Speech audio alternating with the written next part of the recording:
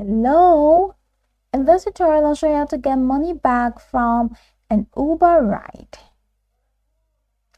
That is how to get a refund. So did you have a problem with your Uber ride that's charged incorrectly?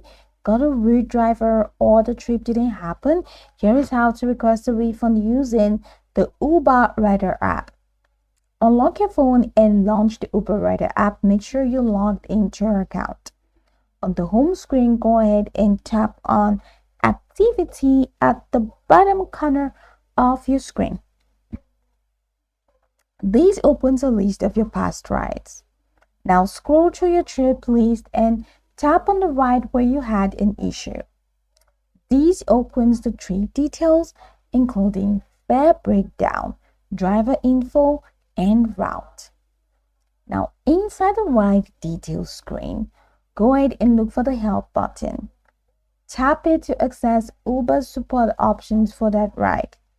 Now choose the reason for the refund. You'll see a list of common issues. Tap the one that applies, such as I had an issue with my fare, my driver took a poor route, I was charged a cancellation fee unfairly, I didn't take this ride, my driver was unprofessional or unsafe.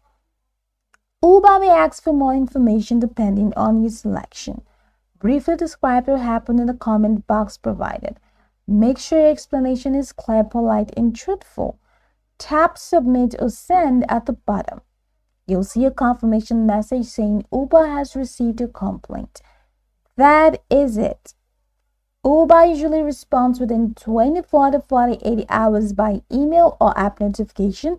If approved, your refund will go back to your original payment method or Uber cash balance.